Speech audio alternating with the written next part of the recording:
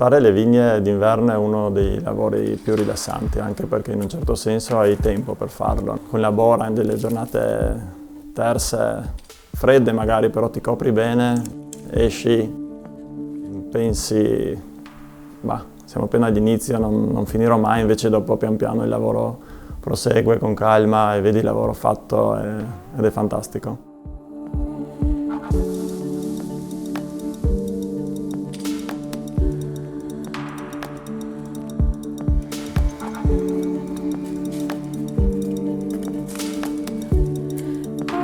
La bora qui in Carso è fondamentale, se ci pensi dopo un periodo di pioggia arriva lei, asciuga tutto, si porta via eventuali malattie, fungine che attaccano le viti.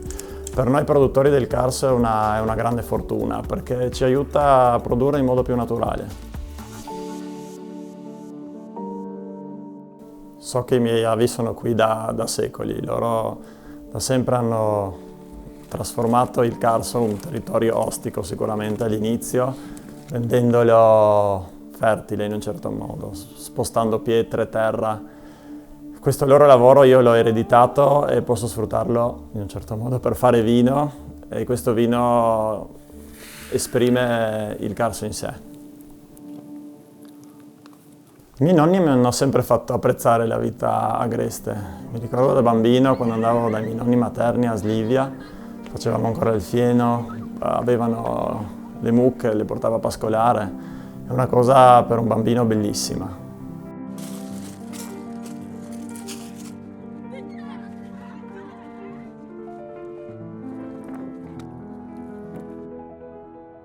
La mia vita assomigliava a quella di tanti altri miei coetanei, non mi mancava nulla. L'unica cosa invidiavo forse un po' la gente del mio paese che lavorava nei campi fuori mentre io stavo chiuso per 10 ore in un laboratorio. La sera tornavo a casa col muso e questa cosa non aveva senso. Era appena nata mia figlia e mia moglie mi fa: devi cambiare qualcosa. Devi cambiare qualcosa e la passione per il vino. E così è stato, da quel punto di vista aveva ragione lei, ho deciso di seguire quel consiglio e ho fatto sì che il vino diventasse il mio lavoro. La mia è un'azienda piccola, quindi la gran parte del lavoro la svolgo da solo. Poi arriva il periodo della vendemmia e in quel periodo per fortuna tutti mi aiutano amici, familiari. Se penso a quella di quest'anno eravamo penso una ventina, forse più, e il lavoro andava avanti velocemente. Quindi questa è una cosa che mi aiuta tantissimo, anche se pensi alla sera quando sei ancora in cantina a finire tutto e loro sono fuori a far festa, è uno stimolo per andare avanti.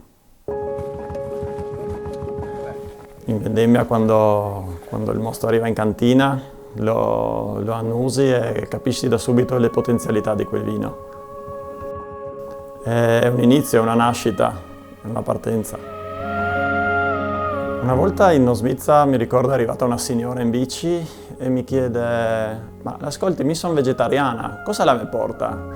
Io a quel punto ridendo ho risposto: signora, la porto via, perché pensandoci su in Nosmizza le offri soltanto salumi.